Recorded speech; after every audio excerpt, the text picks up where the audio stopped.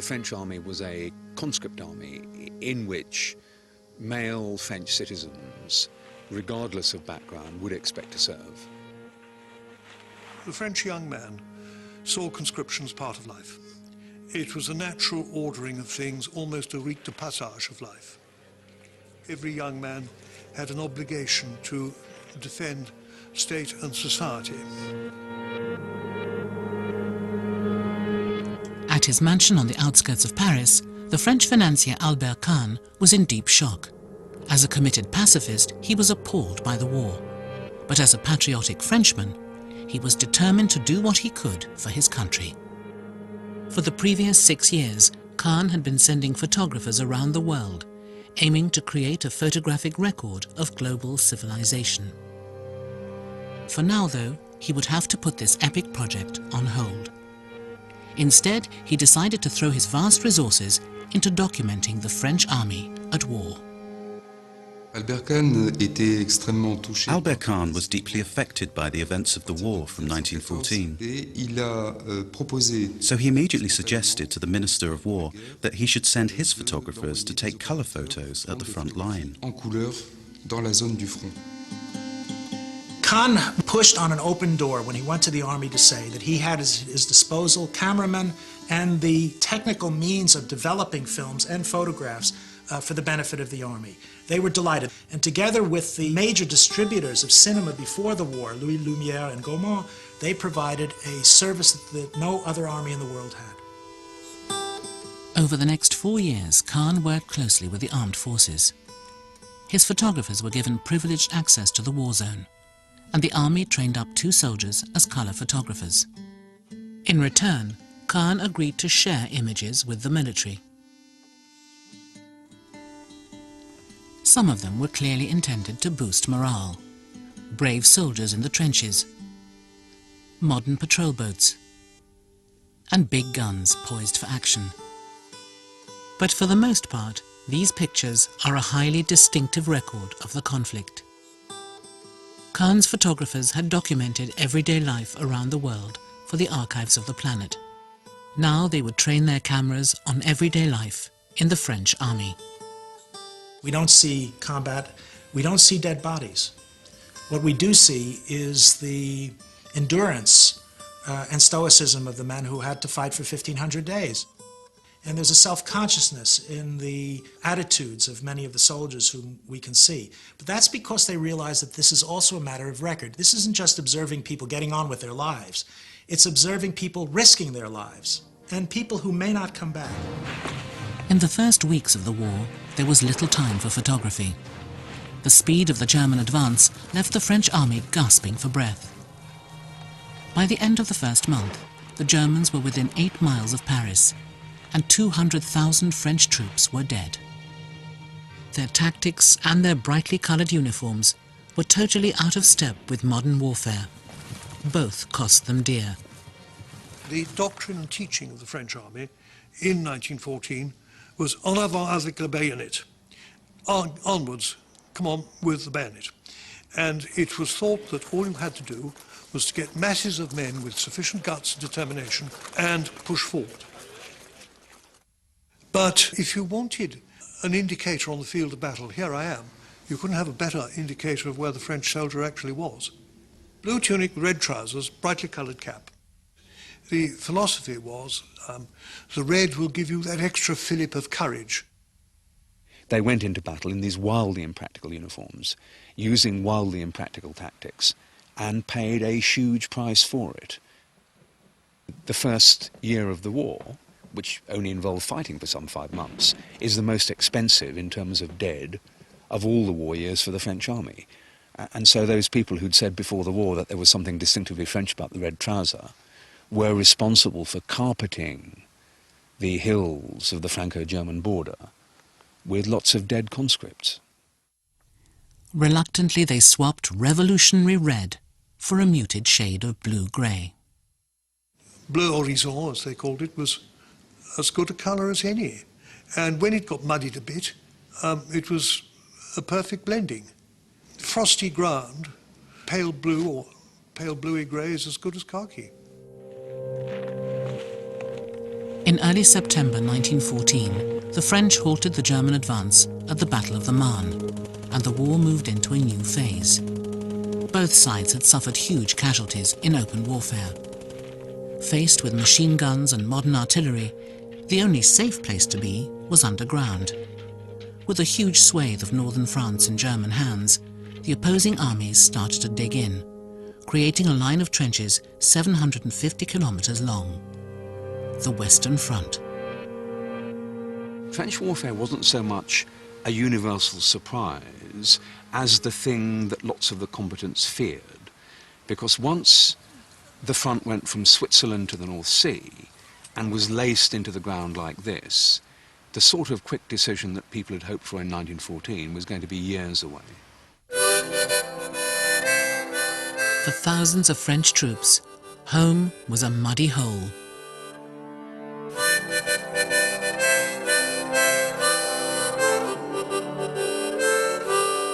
This photograph shows us French soldiers who've just dug what seems to be a communication trench, and I love it, in part because of the faces and in part because of that little bit of style.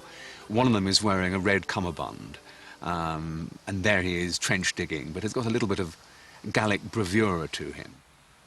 I think what we see here are men who are used to digging and who are standing above a piece of their handiwork, and they're rightly proud of it. Amongst their allies, however, French trenches had a very different reputation. When British regiments took over French trenches, they were pretty horrified by the state of dirt, absence of proper latrine facilities.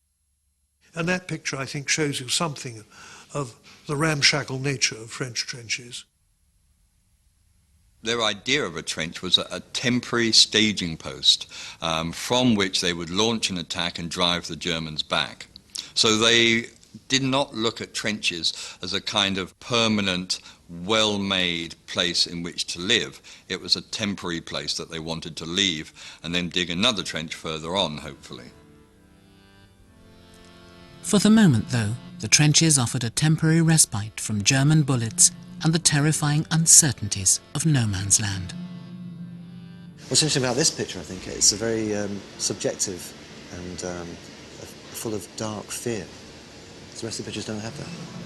But it's all about implication. I think that's why it's a psychological picture, because it's about this idea that at any moment, great violence could be meted upon you across this field. Something could come at you.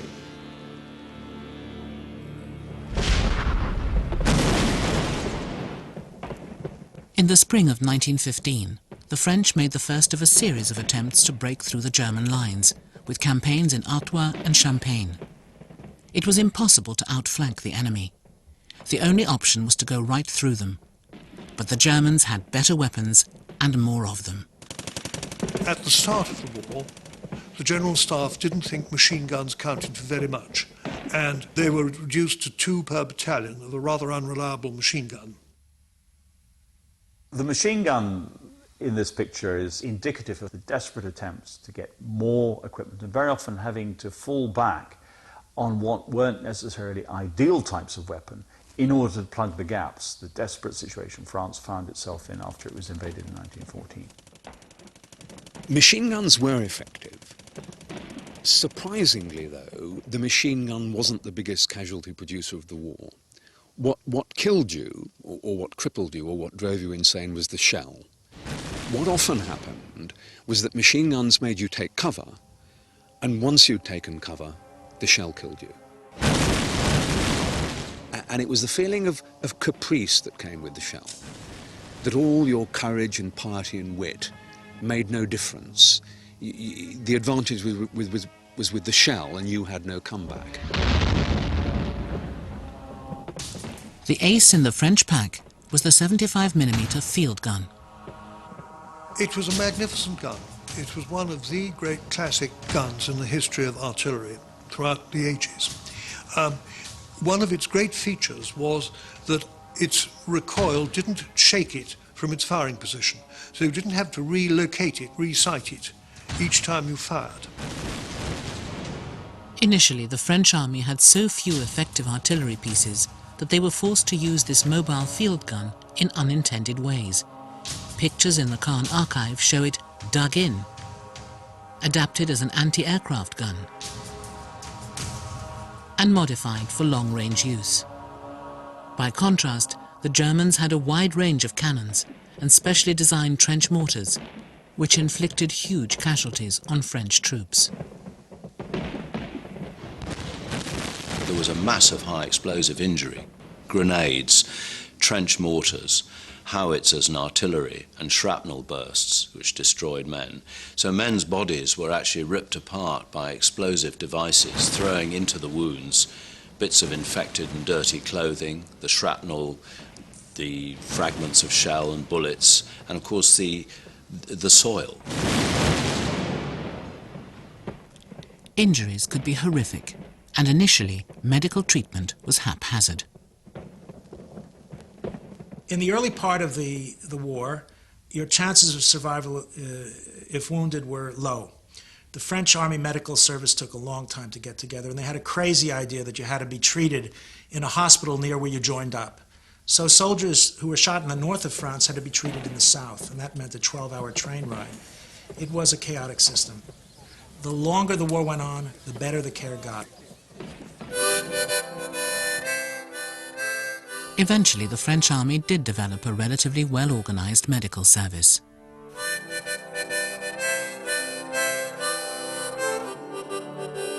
There were specially trained chiens sanitaires to sniff out injured men.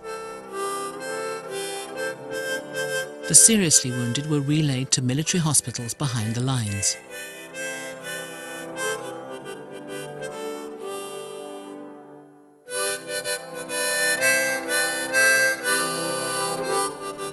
These extraordinary pictures were taken at a military hospital in the Loiret in 1915.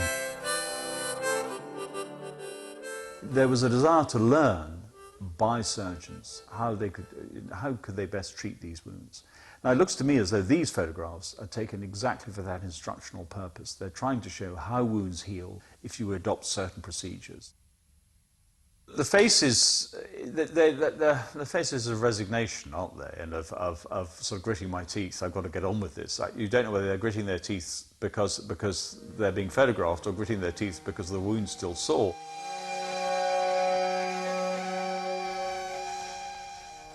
This photograph shows the devastating after effects of a shrapnel wound. Here we have fragments of dead bone that have been removed, and they're sort of displayed like successful trophies beside the patient. It illustrates a common problem of warfare, which is chronic bone infection. And what actually happens is that a long bone or some bone in the body is broken, dirt is driven in, bacteria are driven into the wound, and bone gets infected. But it only takes 2 or 3 tiny fragments to keep that wound open, and the bone will not only not heal, but it won't unite. And using forceps such as these, which are fairly strong forceps from the First War, one would reach in to remove all the dead bits of bone. A process such as this would go on for months or years often.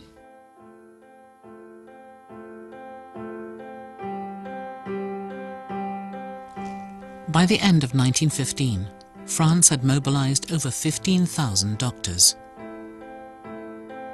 For the military surgeons and nurses, the sheer volume of wounded men was almost overwhelming.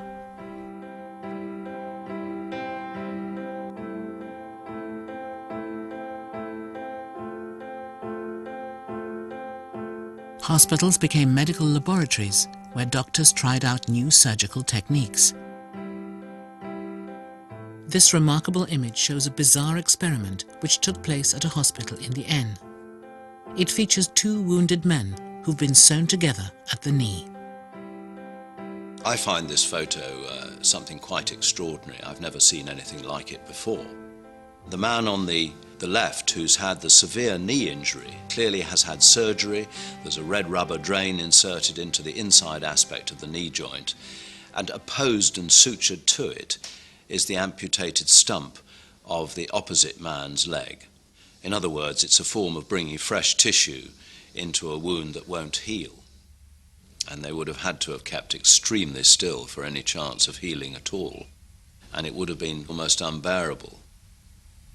I mean, imagine trying to change the sheets in that bed, or having an itch somewhere and not being able to shift. One wonders just how long these men could keep it up. I think it probably didn't work, but at least it shows us that these doctors were trying desperately to bring healing to these wounds and, you know, infection that's just almost impossible to get rid of sometimes without losing the limb.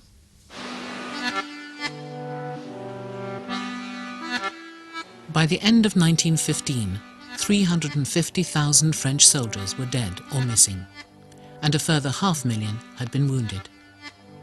Neither side had made a decisive breakthrough, so it was now obvious that this was going to be a long, drawn-out war. For most of the soldiers, episodes of intense and potentially fatal action were punctuated by prolonged stretches of tedium.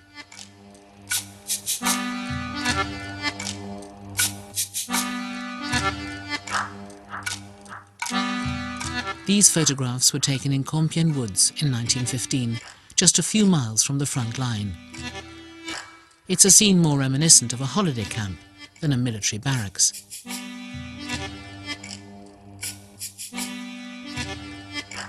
Behind the lens was Stéphane Passé, one of Kahn's most experienced photographers.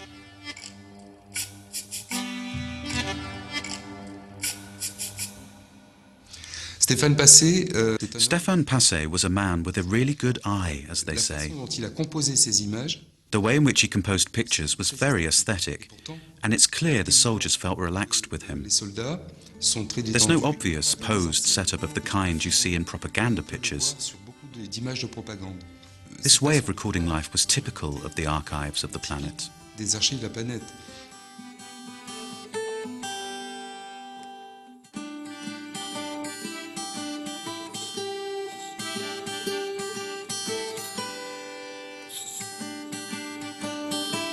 The hut itself sort of reminds me of the kinds of things perhaps that the colour photographers themselves were expecting to find in Africa or Asia, typical tribal kinds of structures, temporary, fragile structures. But obviously this kind of thing is very typical for French peasantry. And we have to bear in mind that many of these soldiers, the majority of these soldiers, were French peasants in uniform. And so you're getting images of a kind of medieval French countryside peasant life.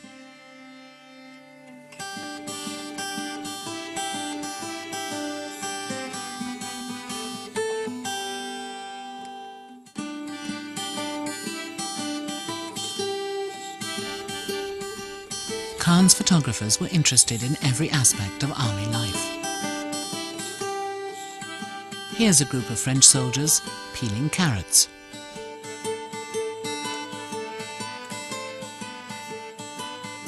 Here they're washing their smalls. And here's a soldier testing out the latest in camouflaged urinals. These are photographs of great affection and of enduring solidarity with the men in uniform. They're also filled with anger because these people could be doing so many other creative things instead of hurling metal across the lines to kill people just like them. There's an anger in them. Nobody in those photographs wanted this war. Nobody caused it, but all of them are suffering it.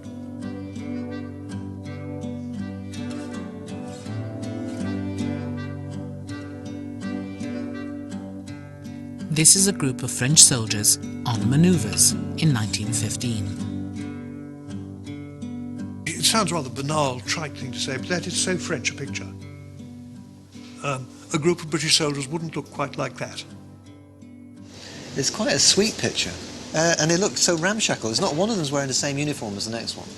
And it's hardly, propagates the image of the modern army on the way to war with, its best soldiers and its best technology. I mean, they look like a rabble. They look like tinkers or something.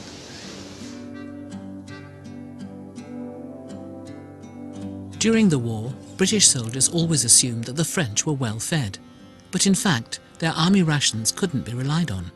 When the French soldier could get it, he wasn't fed too badly, but too often, particularly in difficult times, under fire, in winter, he would be reduced to one meal a day with things arriving cold.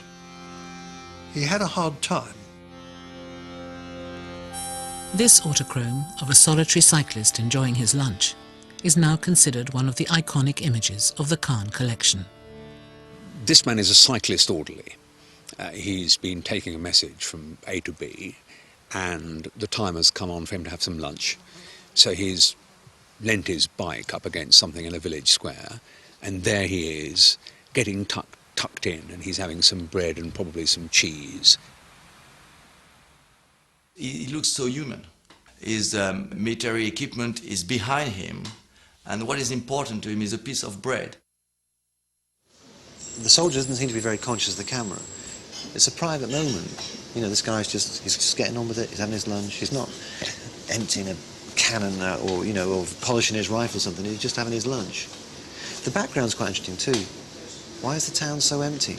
And all the windows are shuttered, and those that aren't are smashed. Like so many of the pictures, you kind of think, where are we with this?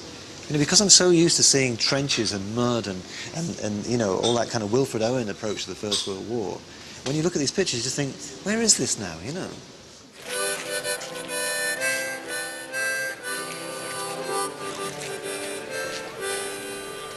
Many soldiers killed time making souvenirs, so-called trench art. A used shell case could become an ashtray, or a vase, or 24 rings. Some soldiers made it because they were bored and they just wanted to sell it to make money. Others would exchange it with other soldiers in a barter system, which they had on the Western Front in particular. And others would send them home as objects for the family, souvenirs for wives, girlfriends, parents, as a kind of embodiment of their experience of war. The fact that they were making objects of remembrance and peace out of the most appalling items made originally to kill and maim people is just one of the great ironies of the First World War.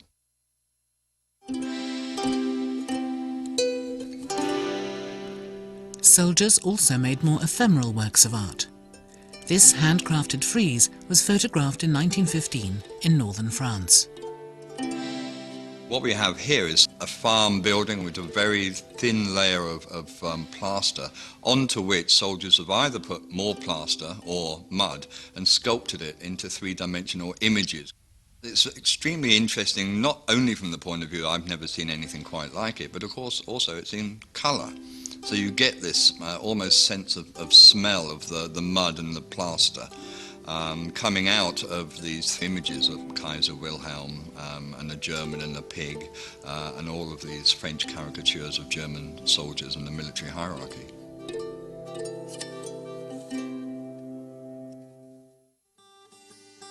Behind the lines, soldiers had access to the national press, but their own self-produced newspapers were often the most popular.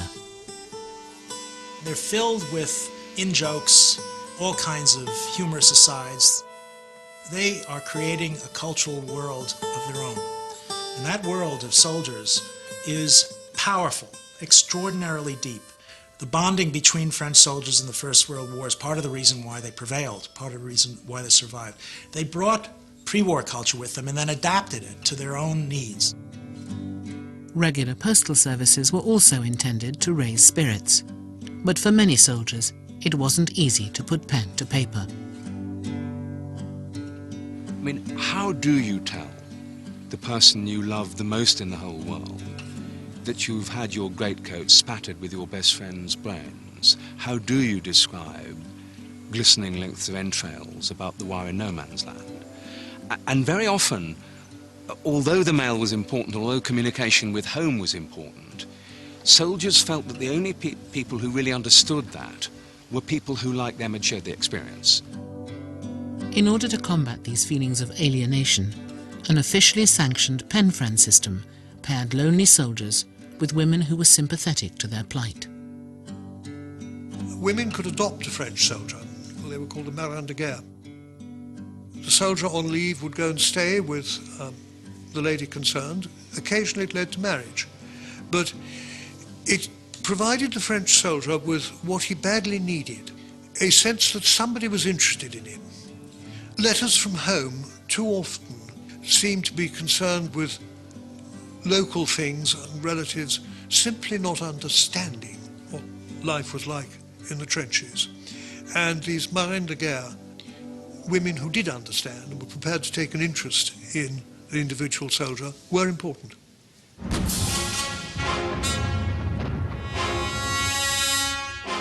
In 1916, the war reached a new peak of intensity, with major battles all along the front. The British faced their toughest test so far at the Somme. For the French, the defining battle of the war took place at a small town close to their northeastern border, Verdun.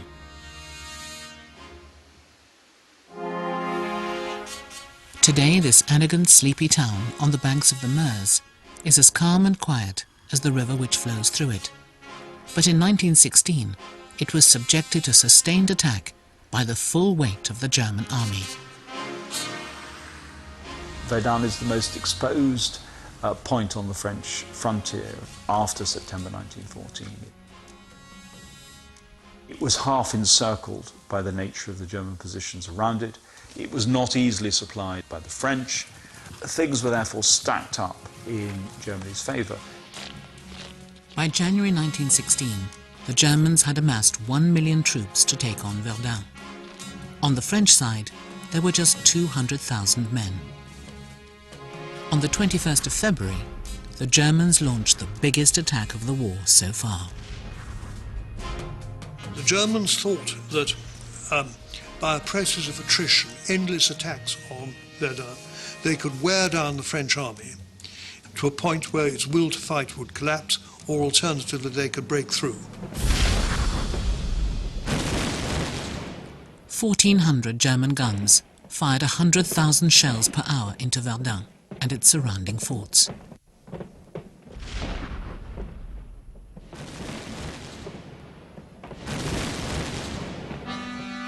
Before long, the city was in ruins.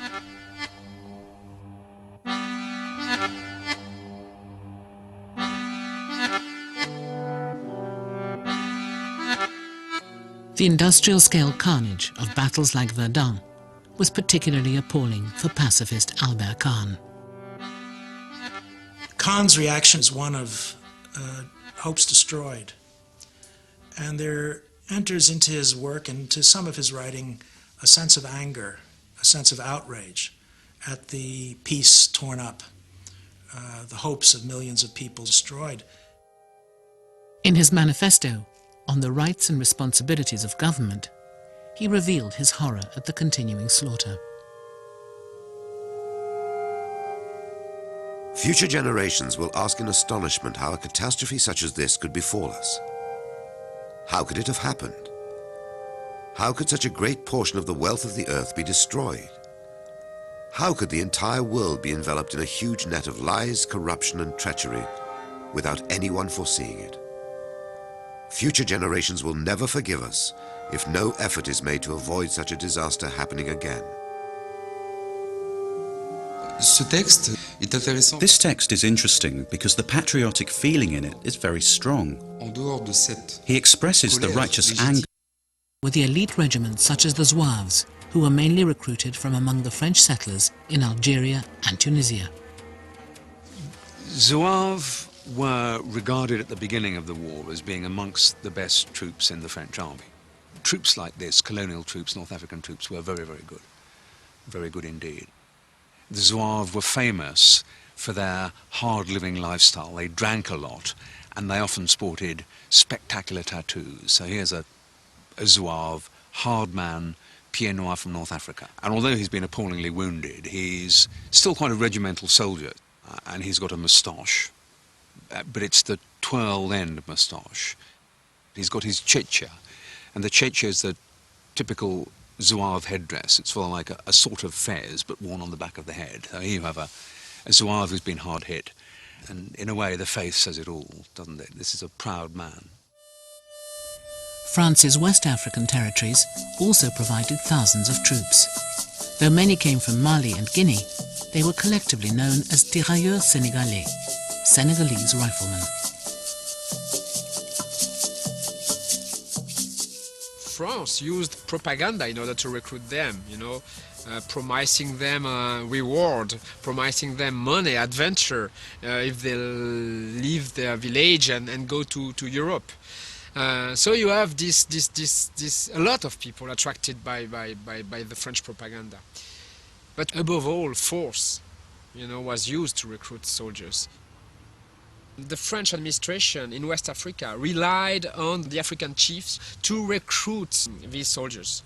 In countries like Guinea, for instance, volunteers were chained, and brought to the colonial officers and then sent to Europe. One of the most enthusiastic promoters of African troops was Charles Mangin, a battle-hardened former colonial officer who was nicknamed the Butcher by his long-suffering men. Even before the war, General Mangin had said that France should recruit a large black army, and his voice was increasingly heard as the manpower situation worsened. General Mangin developed the idea that African soldiers were good soldiers because they lack intelligence, because they lack brains. And if you lack brains, then you're less likely to suffer from pain, or you suffer less from fear. This is the kind of racist cliché that support, the massive recruitment of West Africans during the First World War. Once they reached France, the black African soldiers were quickly sent into action, much to the consternation of the Germans. The Germans thought this was something that ought not to happen, that the French were shocking to put black soldiers in the field. While German propaganda condemned France as uncivilized for using African troops, the French were happy to exploit the idea that their African soldiers were particularly vicious. There is a long history actually here, and if you go back to, for instance, the colonial time of the colonial conquest in the 19th century, the French used this image to legitimate the colonial project, saying that Africans are vicious, that African kings are brutes. And during the First World War, they are using the same kind of image to scare their enemy, the Germans. If you look at the weapons, the only different weapon is this machete. This long knife, supposedly typical of, Africa, of the savage. It's a real weapon, true, they can use this weapon, but it's much more efficient as a psychological weapon, as a way to impress your opponent. So in this picture, I think that he's playing the role he has been asked to play by the French army. But for me, as an historian, I would say that the more interesting picture is the one depicting the tirailleurs sénégalais simply washing their clothes. Because in this picture, you simply have human beings fighting during the war, having to survive during the war. Of course, because of the racism, they probably suffered more than other troops. They were also fighting in a country that never recognized them. But what is interesting in this picture is that on a daily basis, they were soldiers like any other soldier in the French army. By 1917, there was still no end in sight to the war, in spite of all the new weapons being developed by both sides. Tanks first used by the British at the Battle of the Somme in 1916. Flamethrowers, a favourite weapon of German stormtroopers. And big guns, the ultimate symbol of military power. At the beginning of the war, the French army lagged far behind the Germans in this respect. But by the time these photographs were taken, in the summer of 1917, the French were catching up fast. Meet Cyclone, a French 340mm gun. It could lob a ton of high explosives over 20 miles. Even though Albert Kahn was a pacifist, his photographers brought back these pictures of cannons, of killing machines. He was fascinated at that time to see what industry, modernity and science were capable of producing. He wanted to see the biggest, the most effective, the most modern weapons.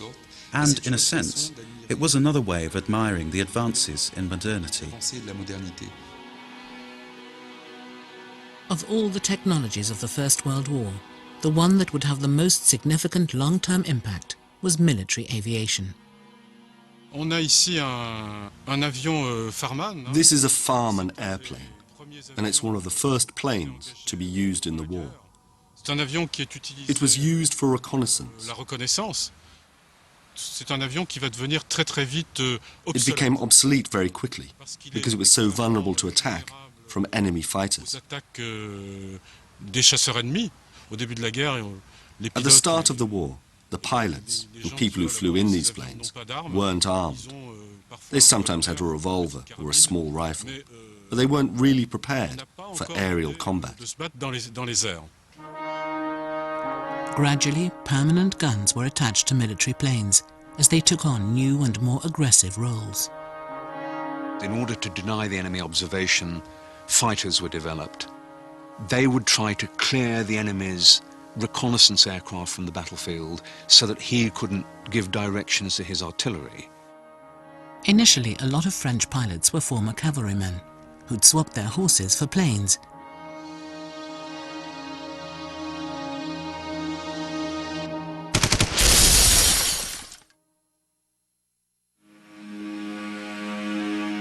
This is a tragic picture, and it clearly shows how cruel the air war was. The thing you must realize is that French pilots hardly ever had parachutes. They say the French Air Command didn't want to give them parachutes for fear that some pilots might bail out early to avoid getting into dogfights. The photographer who took this image would have known that it could never have been published. Perhaps that's why he allowed his shadow to intrude into the picture.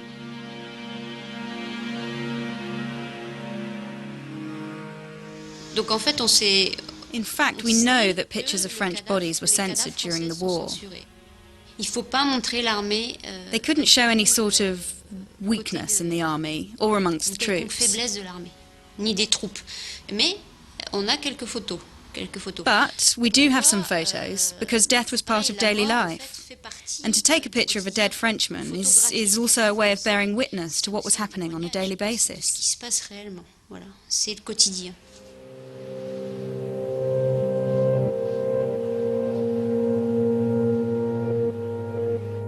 Increasingly, as the war went on, aircraft were used for bombing raids. Not that there was that much left to blow up. By the middle of 1917, much of northern France lay in waste. Villages wiped off the map, landscapes devastated. The bright green of the French countryside blasted into monochrome.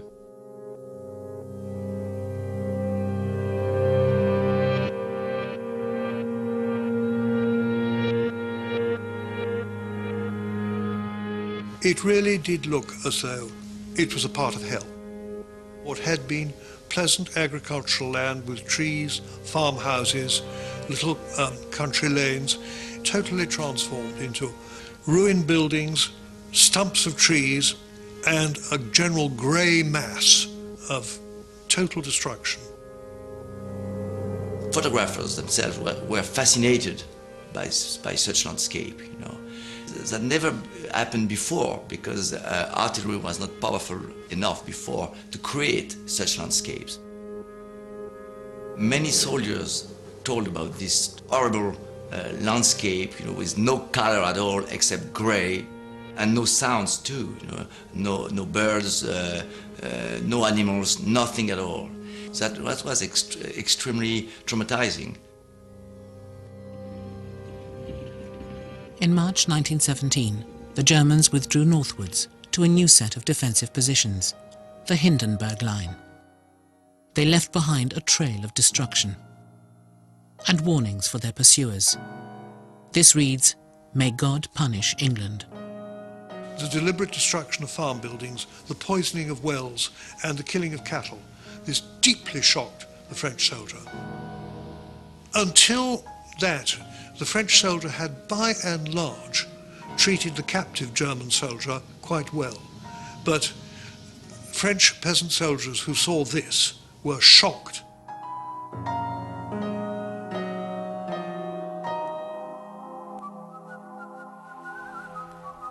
The war was also taking a heavy psychological toll on the French army.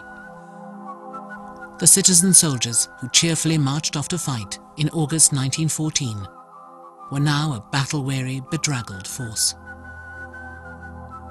By the spring of 1917, over 800,000 men had been killed, and millions more were maimed for life. So, after yet another series of failed offensives, in May 1917, the French army mutinied.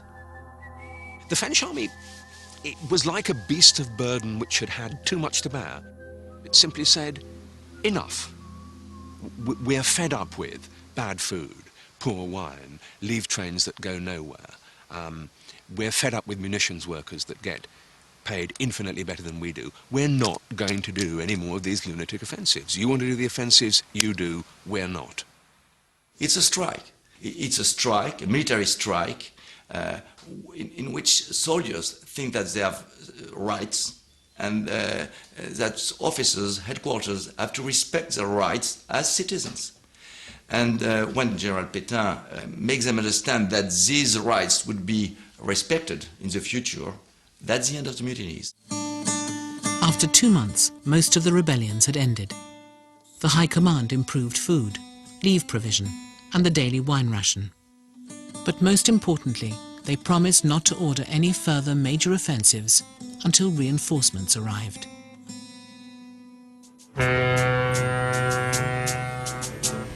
Fortunately, help was at hand.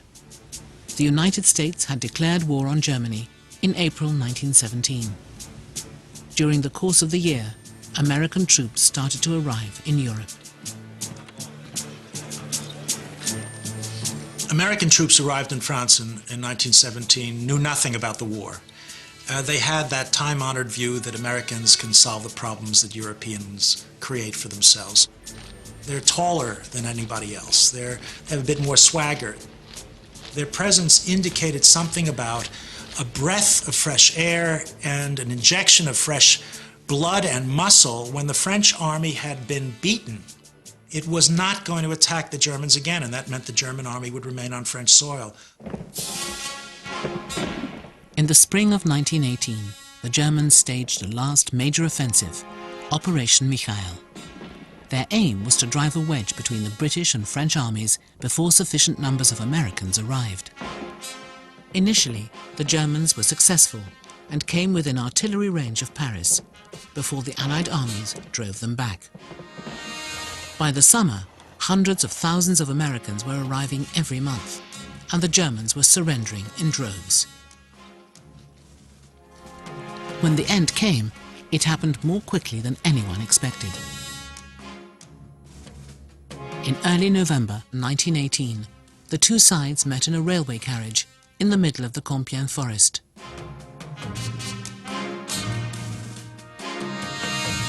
A deal was finally struck at dawn on the 11th of November. And a few hours later, at 11 o'clock, the guns fell silent.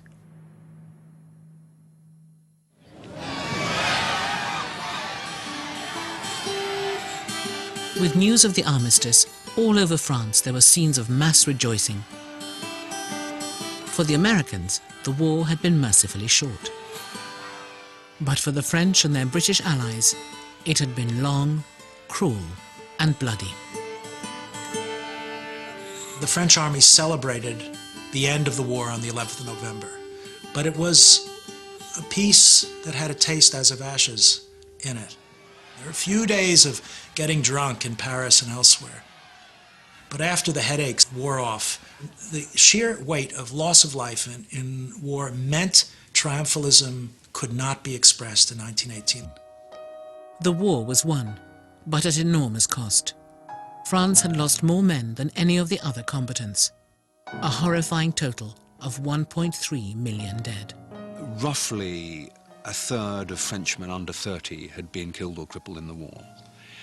And one of the things that the war does is strips the generation of the 20s and 30s of its joie de vivre. That's a dreadful suffering which for me has almost burnt itself onto this landscape. The Kahn archive holds by far the largest number of colour images of the First World War. What had begun as an interruption to Kahn's mission to document the world, became a unique collection in its own right, a powerfully intimate and humane portrait of the French soldier at war. For thousands of men, these images are their last testament, flesh and blood captured in vivid colour, lives as fragile as the glass plates on which they were recorded.